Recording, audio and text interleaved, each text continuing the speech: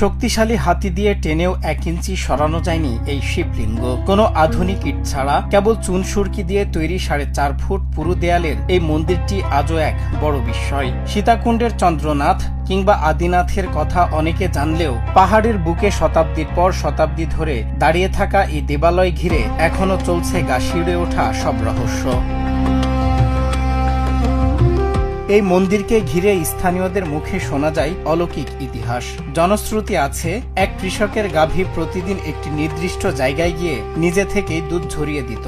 বিষয়টি দেখে মালিক সেখানে মাটি খুঁড়তেই বিকট শব্দে আবিষ্কৃত হয় এই শিবলিঙ্গ। আঘাত লাগায় সেখান থেকে নাকি রক্ত বের হয়েছিল। পরে স্বপ্নে পাওয়া নির্দেশনায় নির্মিত এই মন্দির এক সময় গভীর রাতে রহস্যময় ঘণ্টাধ্বনিতে কেঁপে উঠত। এখানে কাঞ্চননগর লালা তুলিচাঁদ বাবু নামের একজন মহাসাধক ছিল। ওনার গাভীটা এসে প্রতিনিয়ত দুধ দিত। একদিন গাভীর পিছনে উনি আসলো, ঠিক গাভী এখানে এসে যখন দুধ দিয়ে বাইর হয়ে যাচ্ছে, এখানে এসে ওই সাধকটা দেখতে পেলো দুধের ছানা ভরে গেছে, কতটুকু জায়গায় ভিজে গেছে।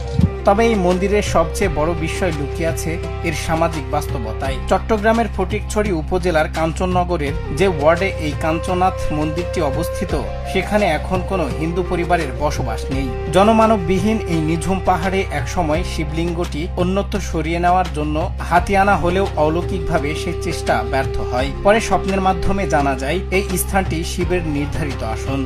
তারপর দিনে আবার এটা মানুষ নিয়ে জনবল নিয়ে আসলো, এটা করে দেখলো, হঠাৎ করে এটা একটা আওয়াজ দিল। ওই সময় এইরকম ভাবে কেটে গেছে। তখন এটা আবার পর দিয়ে আফসোস করলো, তার রাত্রে নাকি ওনাকে স্বপ্ন দেখেছিল এটা শিব অলৌকিক ভাবে আমি এখানে স্থাপিত হয়েছি, তো আমার কিছু হয় নাই, এখানে তোমরা পূজা পারবে না, ব্যবস্থা করো। ইতিহাস গবেষকদের মতে এই কাঞ্চনাথ মন্দির প্রাচীন ঐতিহ্যের এক ঐতিহাসিক স্মারক। একসময় দূর দূরান্ত এমনকি ভারত থেকে ভক্তরা দীর্ঘ পথ পাড়ি দিয়ে এখানে আসতেন। এই মন্দিরকে কেন্দ্র করেই পরবর্তীতে এই অঞ্চলের নাম রাখা হয় কাঞ্চননগর। ঝড় বৃষ্টি আর ভূমিকম্পের শত আঘাত পেরিয়েও অক্ষত আছে এই স্থাপনা। আর কোনো সনাতন পরিবার না থাকলেও শত বছর ধরে এখানে নিয়মিত চলছে পূজা অর্চনা। না, এটা আমার ধারণা, তো আমরা অনেক ছোটকাল থেকে দেখতেছি এবং আমার বাবারও বলতেছে আমরা অনেক ছোটকাল থেকে এটা দেখতেছি।